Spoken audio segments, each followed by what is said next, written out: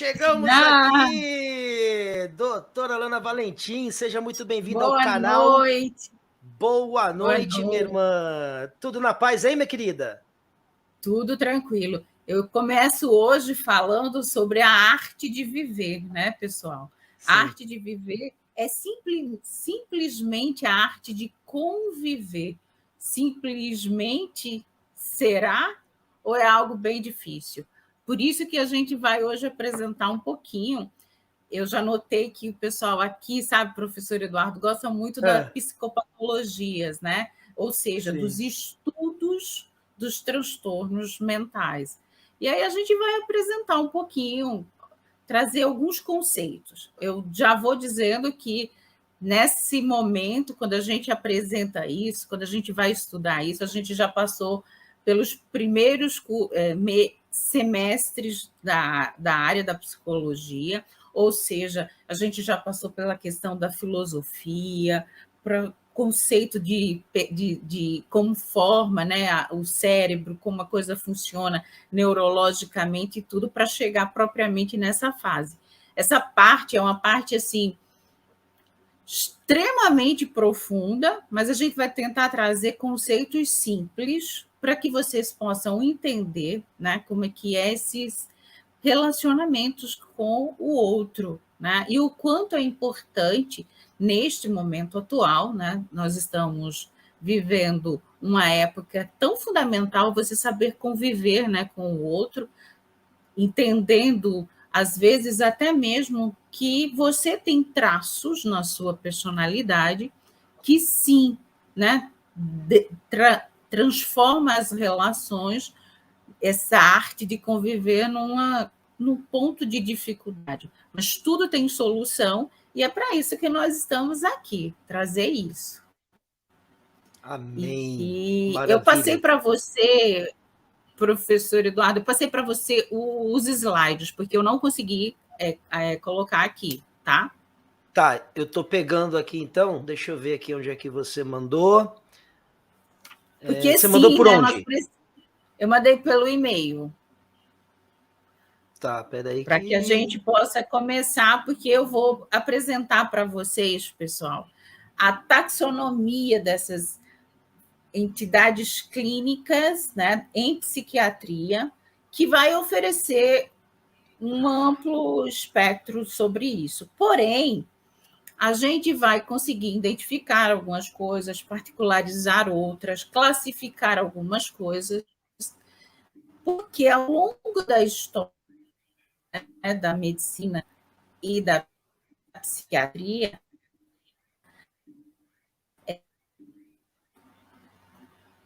Oi. Deu uma travada, mas voltou. Caiu. Voltou. Ah, tá. Então, a gente vê ao longo da história, né, uma dificuldade. Por quê? Quando a gente apresentar aqui para vocês, vocês vão ver que existe dois tipos de modelo, né? Um biométrico onde seria a descrição né, com as suas causas morfopatológicas, fisiopatológicas, e que estar como causa. Né? Isso. Então, a gente tem esse modelo biomédico e o modelo psicossocial. O biomédico, gente, é dificílimo ser aplicado nas doenças e nos transtornos mentais. Por quê? Porque nós não temos como fazer um exame de sangue, um exame qualquer, que vá apresentar o transtorno, tá? Então, normalmente, a gente pegamos as informações através desse modelo psicossocial. Porque o que é o biomédico? Por exemplo, uma pessoa que tem, por exemplo, diabetes, a gente consegue, né, claramente identificar suas causas, saber que tem alterações no metabolismo daquela pessoa e as alterações o que produzem. Porém, nos transtornos mentais, né, no que acontece na nossa mente, a gente já tem mais dificuldades. Porém, nas psicoses endógenas, né, as esquizofrenias, psicoses, maníaco-depressivo, que é o transtorno bipolar de humor, a psiquiatria talvez consiga usar um pouco esse modelo biomédico. Por quê? Porque quando você faz as imagens nos campos, né, tanto do lóbulo pré-frontal, na parte da frente, a gente consegue identificar, sim, alguns espaços onde, né, os neurônios, onde as sinapses estão comprometidas. Já nas neuroses e nas psicopatias, que são esses transtornos da personalidade, a gente não tem muito como utilizar esse modelo biomédico. Então, nós utilizamos o modelo psicossocial, né? Então, por que razão são consideradas de transtornos, doenças ou enfermidades?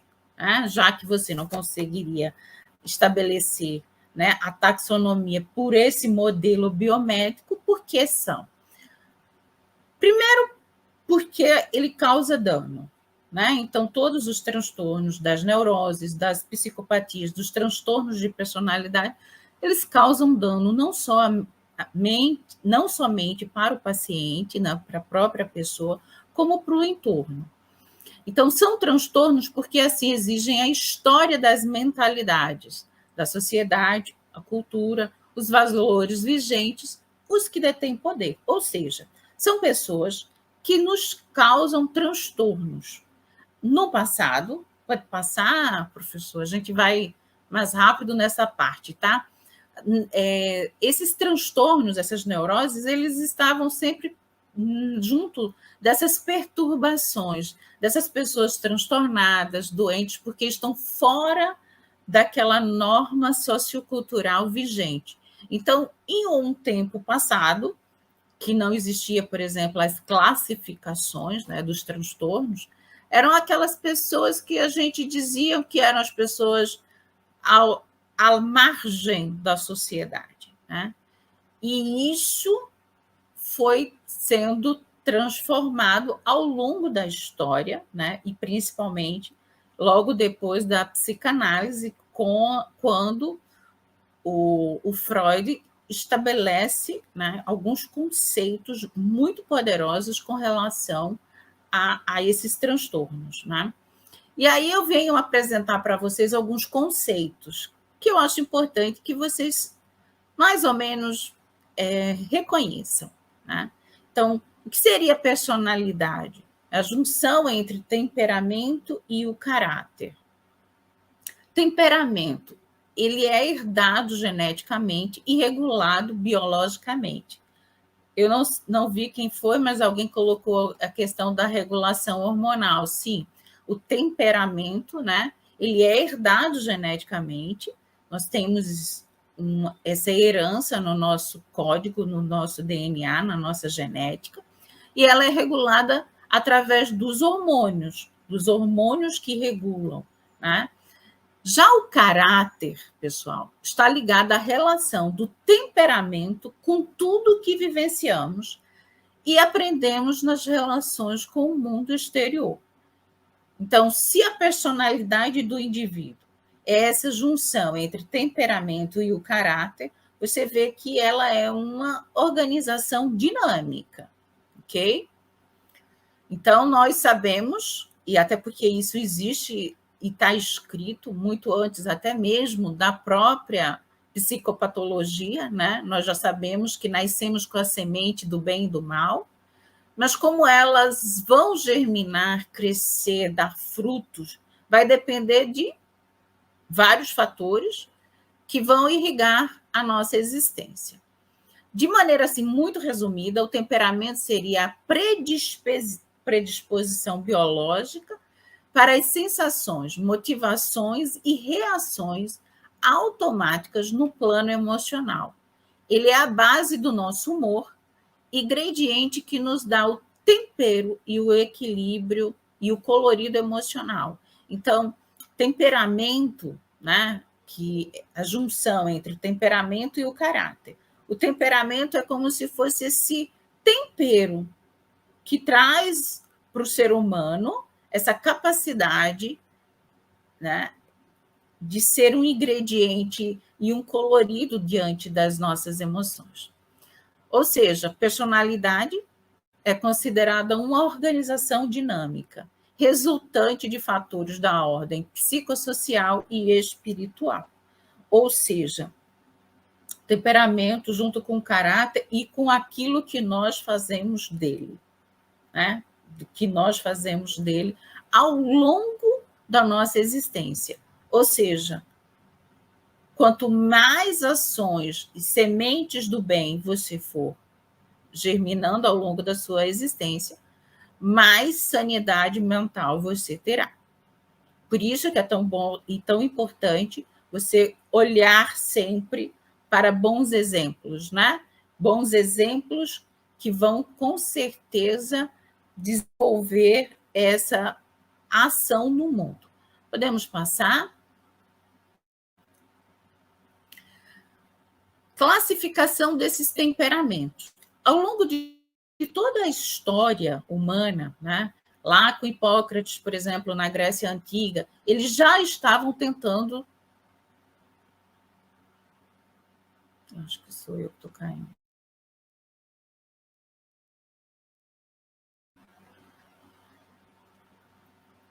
Oi?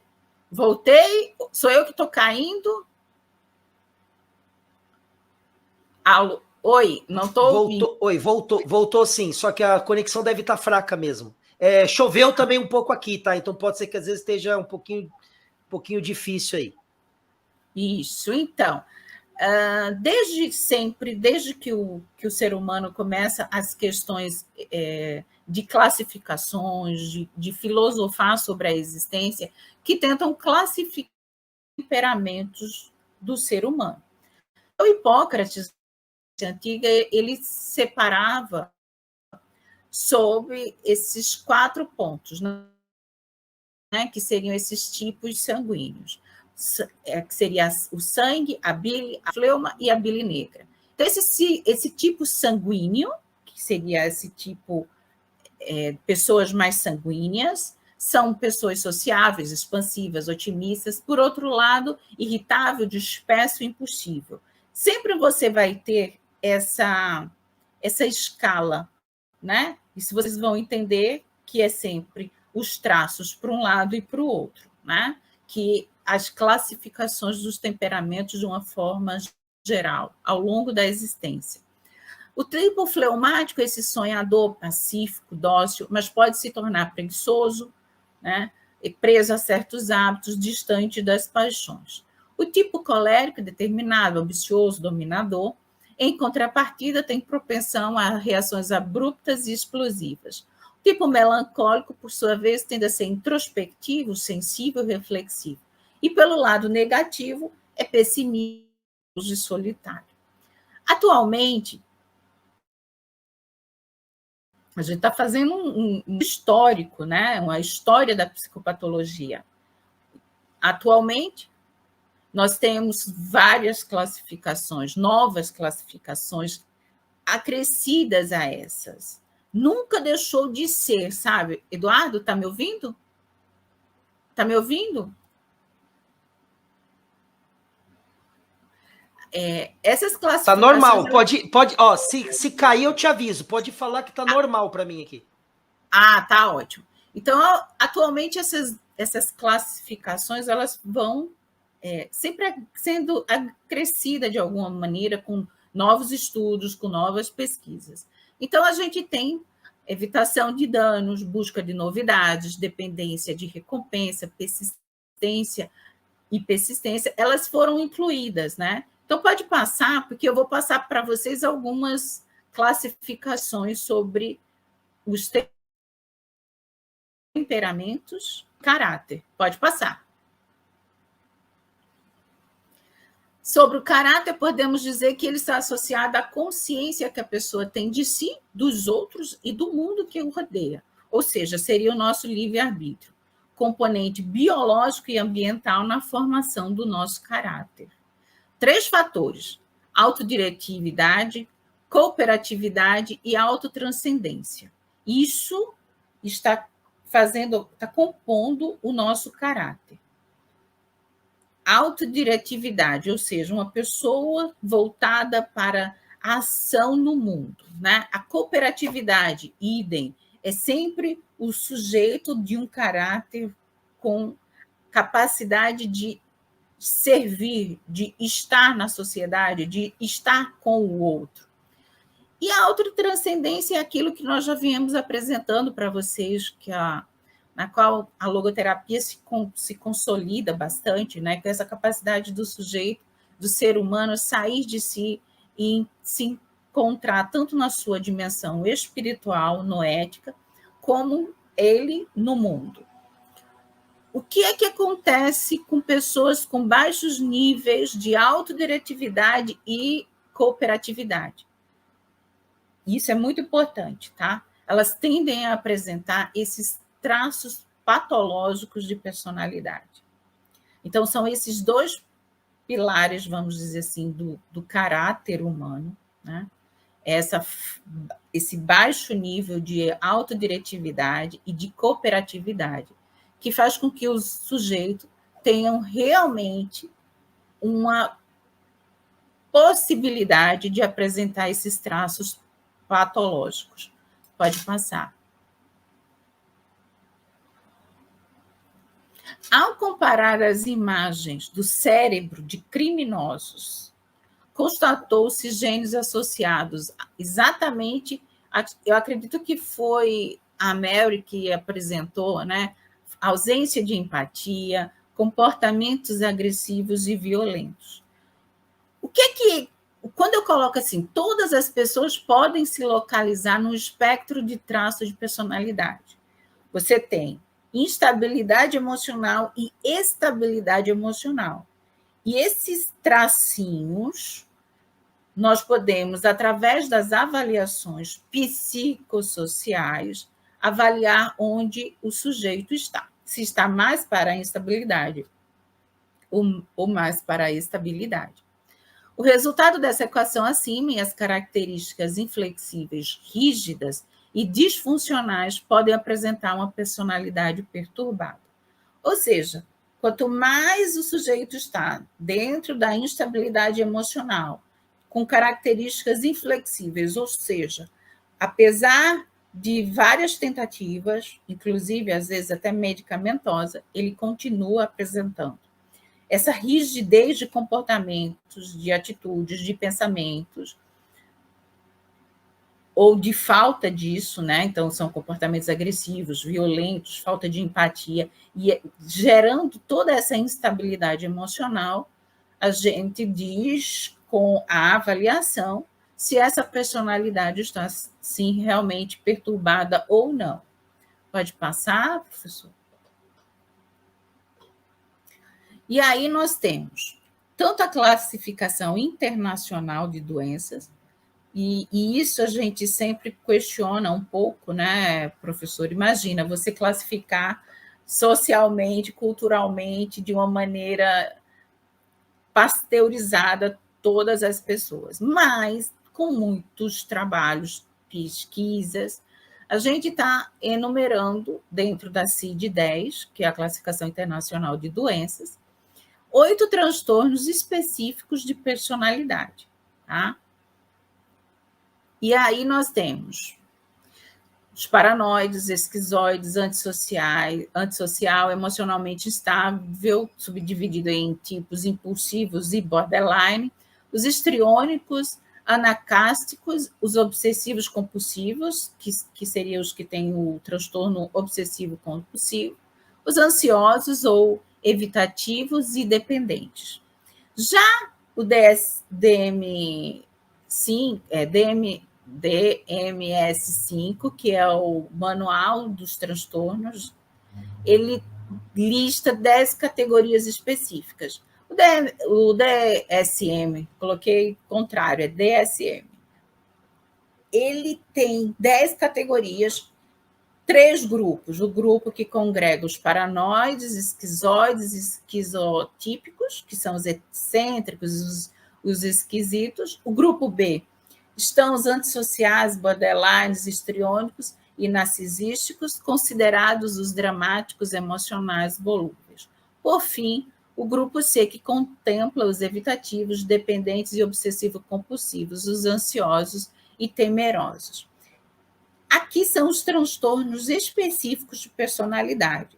Vocês veem que nós temos os transtornos de personalidade, né? Que todos esses aqui a gente consegue atuar de maneira não apenas preventivamente, né? Para que as pessoas consigam, até mesmo com o transtorno, ter uma reação e uma relação na sociedade, como também podemos utilizar medicamentos para ajudá-los diante disso. Mas, nesses transtornos de personalidade, é fundamental a psicoterapia. Pode passar? Pode passar. Ou seja, por causa do que eu estou falando isso? Porque há décadas que as pessoas tentam classificar os transtornos de personalidade. E existe muita controvérsia, tanto sobre os métodos de avaliação quanto as categorias. Transtorno de personalidade deveria ser um diagnóstico psiquiátrico. Muitas pessoas, né, acreditam que esse desafio ético é imenso para diferenciar uma personalidade normal de uma patológica. Ou seja, não é em um atendimento, não é em uma sessão, o que infelizmente pode acontecer e tem acontecido, né? Muito, muito nos meios hoje da saúde mental, às vezes com 15 minutos, 30 minutos numa sessão, você vê profissionais da psiquiatria dando diagnóstico. Nós estamos vivendo hoje no Brasil e talvez no mundo essa epidemia de diagnósticos, né? E nós estamos aqui asseverando, e eu tenho como base o Viktor Frankl, né, que era um psiquiatra, e que sempre nos colocou esse grande desafio, né, de observar o sujeito em sua dimensão noética, ou seja, na sua dimensão sã e perfeita. Então, para a gente, essas classificações sempre será motivo de profundo desafio ético, porque nós acreditamos na logoterapia que todo sujeito humano, todo ser humano, tem uma dimensão espiritual, uma dimensão noética que é plena, sã. E é nela que nós queremos atingir, é ela que nós queremos trabalhar.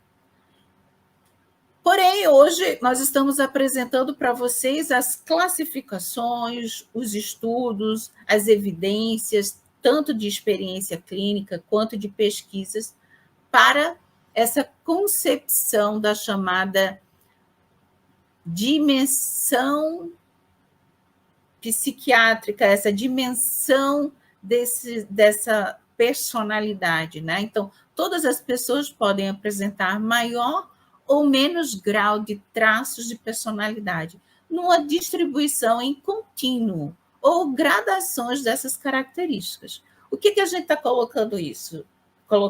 Apresentando para vocês. Quando você tem, dentro de uma classificação, a personalidade que ela é dimensional, ou seja, o ser humano em uma dimensão biológica, biopsicossocial e espiritual, você vê que é uma dimensão, é algo enorme, muito maior do que as evidências de um transtorno. E isso leva mais aqui para vocês, pessoas, assim, impressionante que vocês reconheçam isso. Todas as pessoas apresentam maior ou menor grau de todos os traços da personalidade. Todas. E essa distribuição em contínuo vai graduando para que você possa ter quase sempre a sua personalidade na normalidade. E isso é o que a gente falou lá na frente, vai depender da semente do bem e do mal que você vai germinando ao longo da sua existência. Podemos continuar, professor? Modelo alternativo da dimensão do DSM, ele apresenta 25 traços de personalidade, tá? Que a gente tem, que todo ser humano tem, que essa variação vai de maladaptativas, afetividade negativa, distanciamento, antagonismo, desinibição e psicoticismo. Basta um traço desses, de alguma forma elevado, que ele vai se tornar prejudicial para aquele sujeito, em um ou mais fatores da vida. E aí, quando você tem afetividade negativa, o sujeito não consegue não consegue se relacionar, mantém um distanciamento, não um distanciamento porque fique em casa, não isso, mas um distanciamento por uma imposição, por uma decisão, por um livre-arbítrio, uma escolha. Pessoas muito desinibidas, ou seja, que não têm muito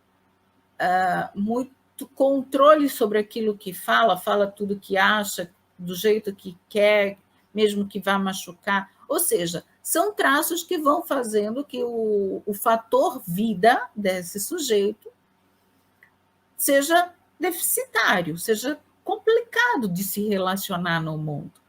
Eu comecei falando sobre a vida, né? A vida é conviver com o outro. Então, tudo que vai tornando prejudicial as relações, a gente consegue, através desse modelo psicossocial, apresentar esse diagnóstico. O que seria esse domínio? Conjunto de características que, quando acentuadas, tornam a pessoa pouco funcional ou inadaptada em uma ou mais áreas da sua vida. Sim. Viktor Frankl, exatamente. A gente está apresentando para vocês os conceitos para que a gente possa vir, em próxima live, colocar exatamente a dimensão do Viktor na nossa visão da logoterapia diante do mundo, né? É preciso deixar claro que os traços de personalidades patológicas, elas são rígidas, mas elas não são imutáveis e podem, sim, sofrer alterações ao longo da vida. E, a partir do momento que a pessoa decide em psicoterapia transformar isso é mais do que possível. E digo mais, mesmo que a pessoa não busque esse apoio, né, profissional, ao longo da vida, ao longo do amadurecimento, eles também podem conseguir essas alterações, entendeu, professor? As pessoas, por mais que tenham personalidades patológicas rígidas, que já são rígidas, têm dificuldade realmente de transformações, mas não é imutável. Ou seja, as pessoas podem se transformar. Com ajuda, fica ainda melhor, sempre. Sim. Podemos passar? E aí a gente vai apresentar aqui o que diferencia doença mental, psicopatia e transtorno de personalidade. A partir de 1990, doença mental passou a ser chamada de transtorno mental. Ou seja, um conjunto de sintomas clinicamente identificáveis ou comportamento associado, na maioria dos casos, a sofrimento e interferência nas funções pessoais. Então, no 1990, transforma a doença em transtorno mental, que é esse conjunto de sintomas, sempre que causam sofrimento à própria pessoa e aos demais. Ou seja, nessas funções pessoais, pessoa no mundo. Transtornos mentais afetam a pessoa e são controlados a partir da terapia e de remédios. Os transtornos de personalidade, por sua vez, são perturbações mentais caracterizadas por uma alteração no desenvolvimento da personalidade, decorrente de falhas na estrutura do caráter. Psicopatia, numa tradução livre do grego, alma sofredora. Ficou claro, professor Eduardo, essa diferença dos transtornos de personalidade para os transtornos mentais?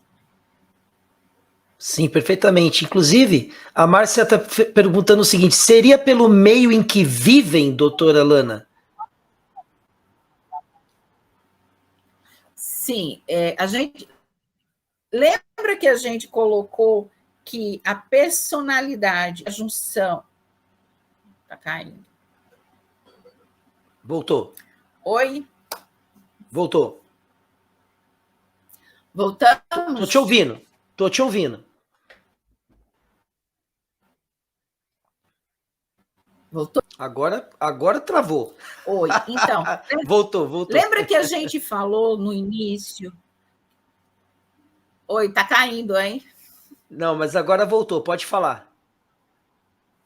Então, a psicopatia, ou seja, esses transtornos de personalidade, seria essa alma sofredora, né? Onde tem dificuldades, na estrutura do caráter. É como se algo tivesse quebrado. Lembra que o caráter é aquele livre-arbítrio misturado com as suas ações no mundo, né? É como se algo dentro dessa estrutura tivesse quebrado. É uma falha nessa estrutura.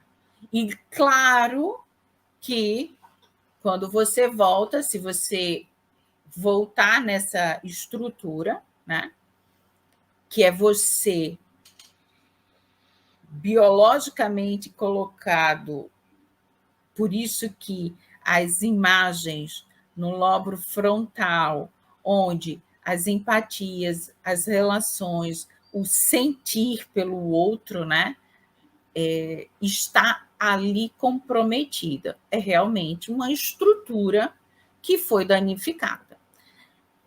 Essa tradução livre do grego demonstra uma alma sofredora, ou seja, ela não apenas traz problema para a sociedade, mas ela também sofre.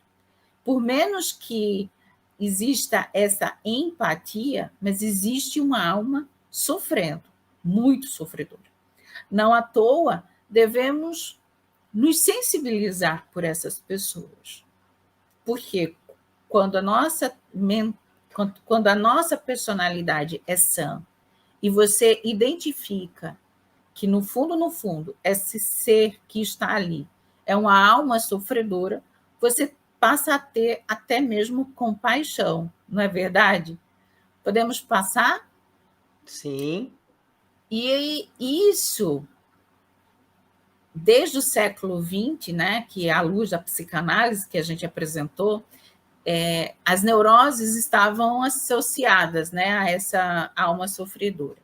Em 41, o psiquiatra americano Gleckley, em seu livro Máscara da Sanidade, listou 16 características para a psicopatia. E o conceito passou a ser vinculado ao denominado transtorno antissocial de personalidade. São frios e calculistas, isso. São antissociais. Aí a gente está colocando exatamente nessa nova escala, né, que o Robert Harry classifica, esse conceito de da psicopatia com características de um estilo antissocial grave, marcado por uma pontuação alta de traços ligados ao quê, gente?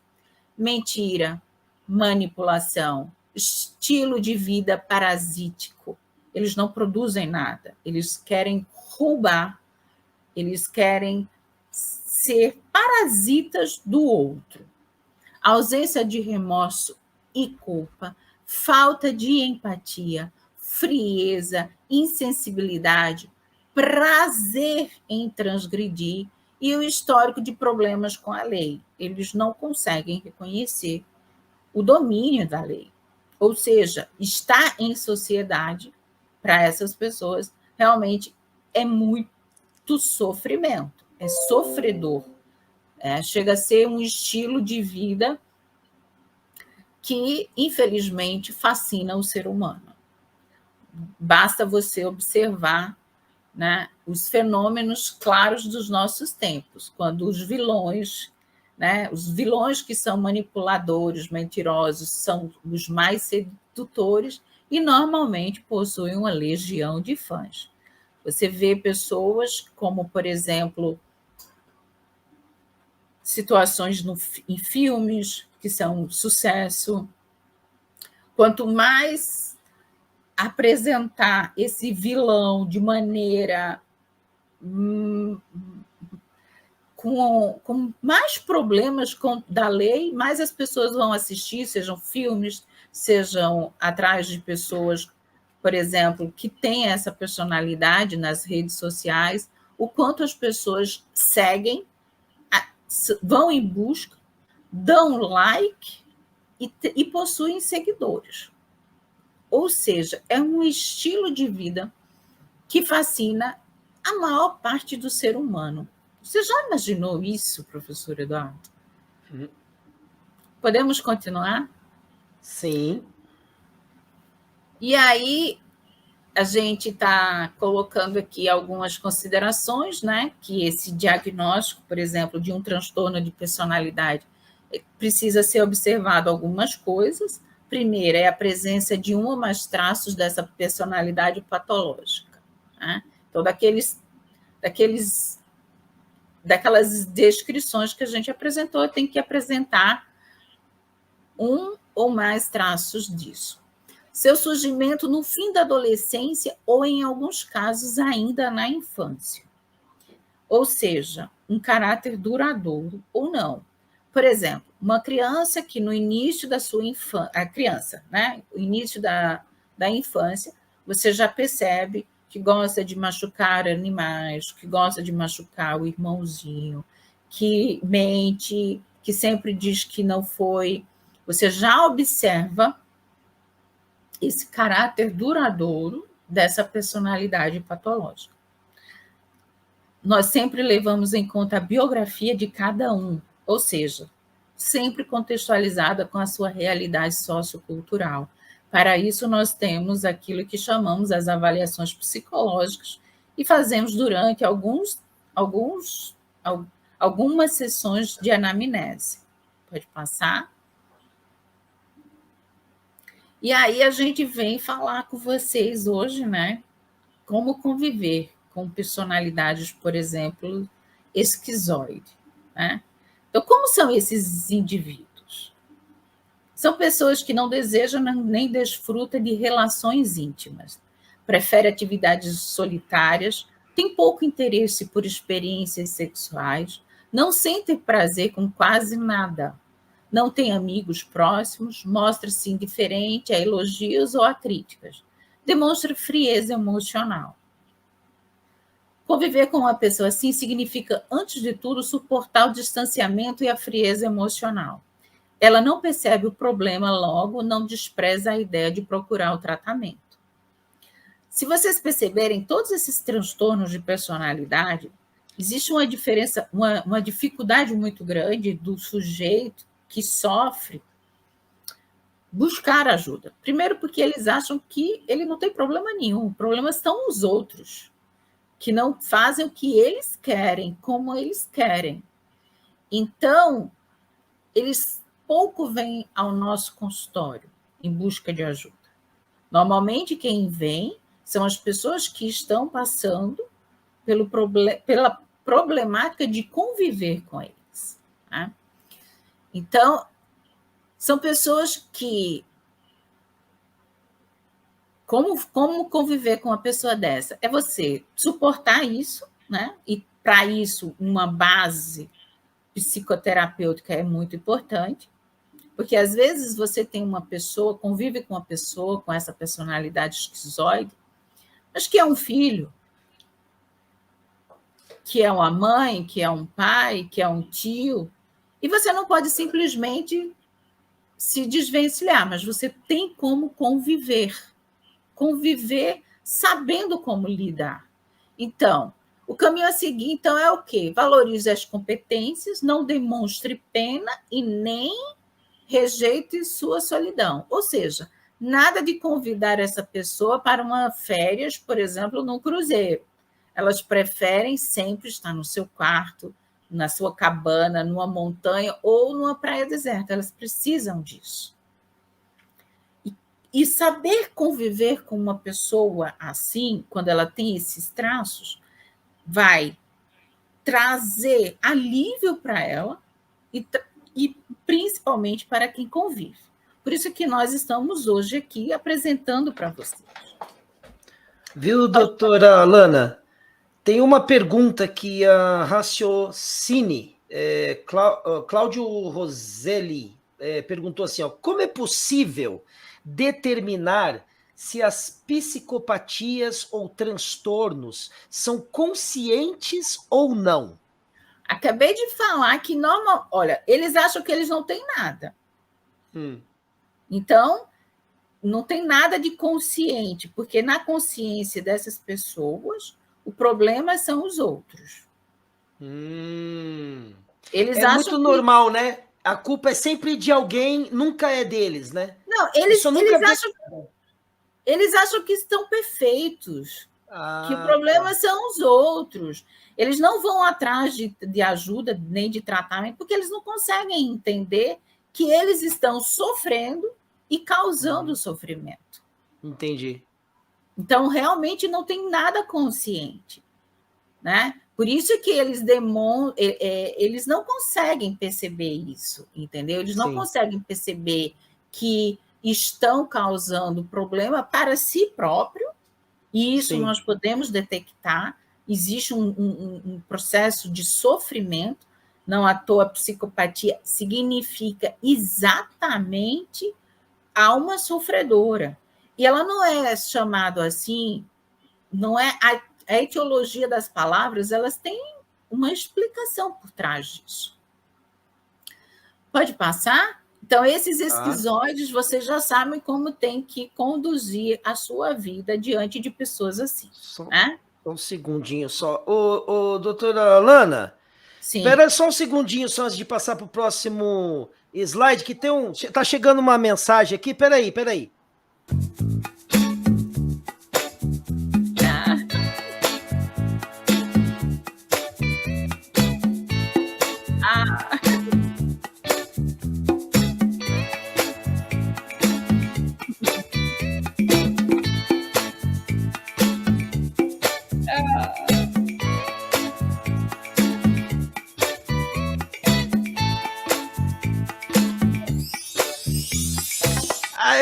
Aê! Parabéns, doutora Lana! Obrigada, querida, muito obrigada. Deus muito abençoe. Obrigada. Vamos lá, vamos continuar. Não queria estragar o clima, mas na verdade não resisti. Obrigada, pessoal. Obrigada, muito obrigada. Para quem não sabe, aniversário da doutora Lana hoje, então vocês façam o favor de mandar presente aí, hein? Então, vamos continuar, que eu ainda tenho que jantar com a família. Não, eu sei. Então vai lá, corre aí. Então, nós temos agora os esquizotípicos, tá? São pessoas no limite. Obrigada, Bia. Obrigada a todos. Essas pessoas têm o quê?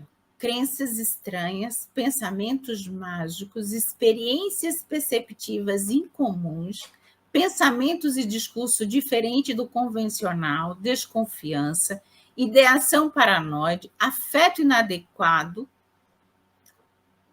ou constrito, comportamento e aparência extravagante, ausência de amigos próximos, excessiva ansiedade social. Ou seja, esse transtorno são pessoas que estão realmente no limite. E para conviver com essas pessoas, a palavra é tolerância. Se convive com uma pessoa, e você deve respeitar esse jeito muito estranho e peculiar. Não tentar perder tempo tentando mudá-lo, ou porque, na verdade, ele não compreende seu problema e não percebe o possível mal-estar que causa ao outro. Lembra que eu estava falando agora? Todas as pessoas que têm transtornos de personalidade, eles não conseguem compreender isso, eles não conseguem perceber. E se você tentar apresentar, olha, você tem crenças estranhas, seus pensamentos mágicos, por exemplo, muito das teomanias que a gente apresenta, né, que a gente fala, que as pessoas apresentam, onde se acham Deus, acha que são pessoas especiais ou que têm as soluções de tudo e todas as verdades. Quando você tenta apresentar para elas, você vai gerar mais ansiedade e, com isso, mais agressividade. Né? Então, você pode também desenvolver na pessoa, se tentar agir dessa forma, depressão, sintomas psicóticos agudos. Ou seja, quando acontece algo do tipo, deve-se realmente recorrer a uma ajuda especializada. No dia a dia, tente demonstrar interesse por suas ideias e opiniões. Você tem alguém que você convive e que você tem que conviver, não apenas porque é o teu irmão, mas que você tem pessoas que você precisa conviver, faz parte da tua família. Tenta demonstrar isso, mesmo que as ideias e as opiniões dessas pessoas tenham esse tipo de pensamento mágico que você vê que não tem sentido, tenta, porque isso vai fazer com que essa pessoa crie laços com você, que vai facilitar essa relação. Ou seja, tenha muita paciência, compreensão e um pouquinho de fantasia para ajudar a estabelecer essa conexão. Ou seja, tem pessoas que têm realmente esses pensamentos e que acredita, por exemplo, que pode comprar. O fim dos tempos está chegando, então vamos comprar uma ilha deserta e vamos para lá. Você entra na fantasia. São pessoas que têm no seu traço de personalidade esquizotípico, está no limite. E se você quiser ter uma boa conexão, tente fantasiar com ela. Tente ter paciência, tenha compreensão, porque ela não faz a menor ideia, ela não consegue realmente compreender o mal-estar que está nela, o mal-estar que está nela e que está reverberando para todos. Podemos passar? Sim. Aí nós temos o paranoide, né? É mais comum em homens. Esses traços podem aparecer desde a infância, né? Ou seja, são pessoas com muita suspeita, sem embasamento, por exemplo, de estar sendo explorado, maltratado ou enganado, preocupação injustificada com a lealdade de amigos e sócios, né? Então, são pessoas sempre muito desconfiadas, não confia, sempre pedindo, né? Confiança, né? Então, incapacidade de confiar em quem quer que seja, percepção de significados ocultos em qualquer situação, guarda rancores, acredita sofrer ataques a seu caráter ou à reputação que não são percebidos pelos demais, tem dúvidas constantes sobre a fidelidade do parceiro. Então, nós vemos hoje a maior parte dos feminicídios, dessas agressões, está fundamentado em transtornos paranoides, né? Então, cabe fazer uma distinção entre o transtorno de personalidade paranoide, a esquizofrenia paranoide e o transtorno delirante paranoide. No caso da esquizofrenia, as vivências do indivíduo tornam-se profundamente modificadas, a perda do juízo da realidade. Então, na esquizofrenia, a pessoa realmente perde a realidade. Então, tem percepções delirantes, alucinações. Já o transtorno delirante paranoide leva o paciente a ter uma crença delirante, inabalável de estar sendo perseguido ou traído, por exemplo. São situações mais complexas do que o transtorno paranoide. Eu gostei de apresentar aqui porque, às vezes, a gente encontra na sociedade, no convívio com familiares, com amigos, com conhecidos, pessoas que estão tanto na esquizofrenia Joana d'Arc tinha esquizofrenia paranoide, ela. Diagnosticada, Joana d'Arc, tá? E aí temos o transtorno paranoide. Nesse eu acho que a Monique está falando da Joana d'Arc aqui do chat. Mas serve, porque nós temos uma Joana d'Arc aqui, ó. Aqui, ó, Joana d'Arc Rosa Ferreira, tá vendo? Tá. Não, eu estava falando mas serve, mas serve. Só para o pessoal não achar que está confundindo aí as pessoas. Tá. Vamos passar, professor? Aí eu vou falar um pouquinho ainda. Pode passar. Vamos lá, passei. Desse como você conviver com pessoas com um transtorno de personalidade paranoide. Né? Não faltam elementos para causar danos a si próprio ou às pessoas à sua volta. Ele é desconfiado, rancoroso, agressivo, ciumento, tem comportamento hostil e facilmente faz o papel de perseguidor. Então, lidar com pessoas assim envolve, acima de tudo, tornar-se confiável. Aqui, nós não estamos apresentando para vocês que todo mundo tem que conviver e aceitar esses transtornos, tá, pessoal? Não é isso. Eu estou postando como as pessoas podem conviver, porque você pode, sim, vir a ter alguém da sua família, e que você não pode simplesmente descartar, né? Então, tornar-se confiável aos olhos desta pessoa, elas precisam constantemente de provas de respeito e lealdade. Então, não conteste essas pessoas com as suas desconfianças, por mais exageradas que lhes pareçam. Ele acredita fielmente em suas ideias, e caso seja questionado, pensará que você também está jogando no time adversário. Vai sempre achar que você está o traindo. Então, nada de joguinhos para causar ciúmes, né?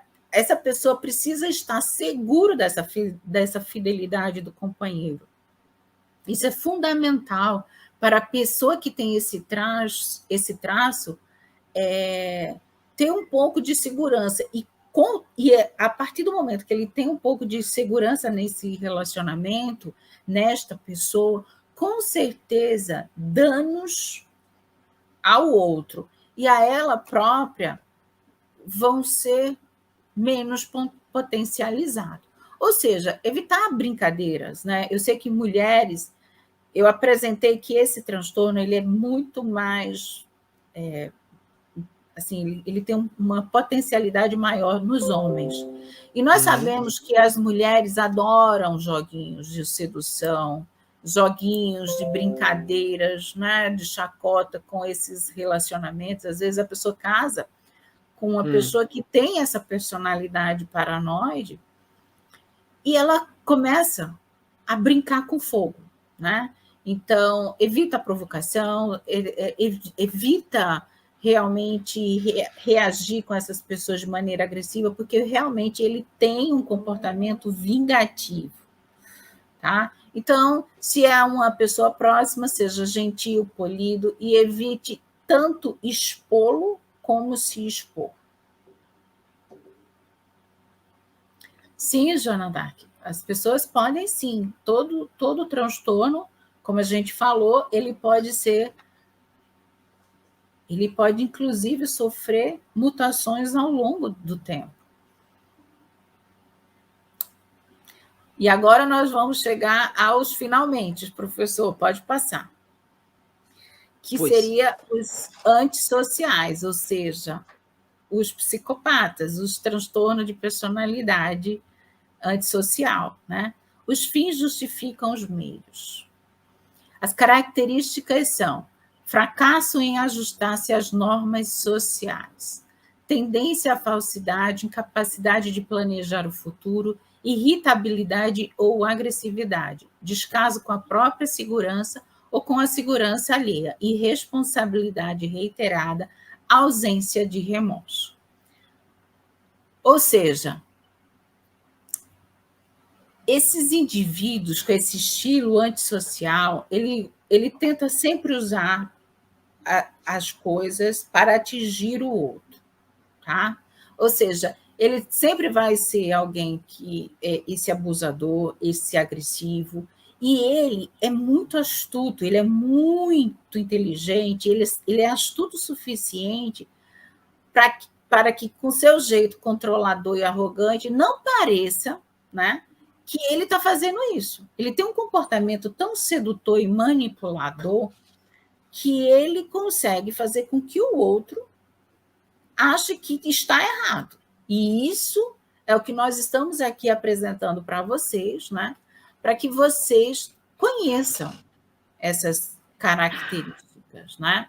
Então, esse comportamento dele, você vai perceber que são pessoas muito imprudentes, impulsivas, ou seja, tem de uma capacidade para mentir surreal, sempre para manipular as pessoas, né? E ele, como bom parasita social, está sempre em busca de alguém para explorar. É um legítimo predador que não para de rondar possíveis presas. Então, eles sabem enganar e não possuem freios morais. Eles são capazes de tudo. Eles são capazes de se relacionar com qualquer tipo de pessoa, porque eles não têm esses freios morais. E aí, como seria para conviver com pessoas assim, gente? Para conviver. Aí eu até brinquei aqui, né? É preciso estar atento e forte. Tem uma musiquinha que é isso, né? Procure ajuda se algo lhe parecer muito estranho, antiético ou imoral. Eles vão tentar fazer com que você faça coisas extremamente estranhas, extremamente imoral e antiética. Então, busque ajuda. Não confronte uma pessoa com esse traço, porque vai ser perda de tempo tentar repreendê-la. Ela não sente empatia, ou seja, nenhum remorso, culpa, nada. O efeito será nulo. Não espere fidelidade e imponha limites para não ser vítima de abusos psicológicos e de exploração financeira. Os bajuladores dentro do lado de fora, eles utilizam, né, os antissociais utilizam desse mecanismo para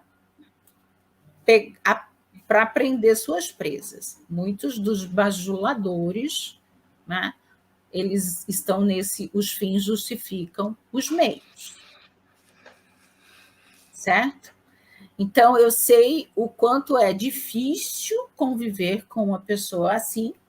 Nós, inclusive, alertamos que é melhor que você busque ajuda, se tiver uma pessoa assim, um filho, um sobrinho, um tio, uma irmã, porque você vai precisar dessa ajuda poderosa. Sim, destrói um país, uma vida, destrói tudo, com certeza, Cláudio. E infelizmente, o que nós percebemos através de pesquisas, né, é que a taxa de psicopatas no poder, inclusive,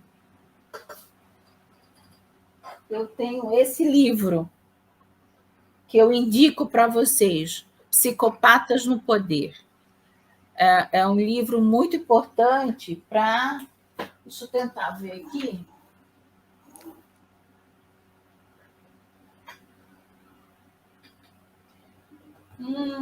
Depois eu passo aqui no canal. Psicopatas no Poder. Hoje a gente tem pesquisas que mostram que o nível de psicopatas que estão em cargos, em situações de muito poder, isso, psicopatas no poder, é surreal. Então, assim, é muito importante que a gente possa os reconhecer para como lidar com isso. E eu acho que acabou, não foi, professor? Deixa eu ver. Obrigada! Acabou. É isso daí, hein? Passou muito rápido. Ah, não vou deixar você embora, não. Vai comer bolo sozinha, não. Vai ficar aqui presa até as 22. É brincadeira. Muito obrigado, doutora Alana Valentim. Eu tentei trazer para vocês um apanhado. Nós temos algumas outras questões que a gente vai para as próximas lives, que eu acho que sejam importantes para apresentar para o pessoal aqui. Mas eu acho que pode ficar para as pessoas refletirem um pouco sobre isso, né? Sobre esses transtornos, refletir. Esse é o objetivo, trazer luz, né? Não à toa chamamos a nossa clínica de lente interior, é exatamente o nosso objetivo de tentar clarificar um pouco esses transtornos e tudo que acontece em nossa vida. E é isso. Muito obrigada por hoje, obrigada pela homenagem, eu amei. É um prazer imenso compartilhar com vocês esse tempo, né? Num dia especial. Eu gosto muito de comemorar meu dia, né? Novo ciclo. E ainda bem que eu estou aqui compartilhando junto com vocês. Maravilha. Um beijo grande, beijo no coração. Beijo. E aproveita bastante aí com a família. Manda um abração para o maridão e para a família toda aí. Deus abençoe. Fique com Deus. Beijo grande. Tchau, tchau.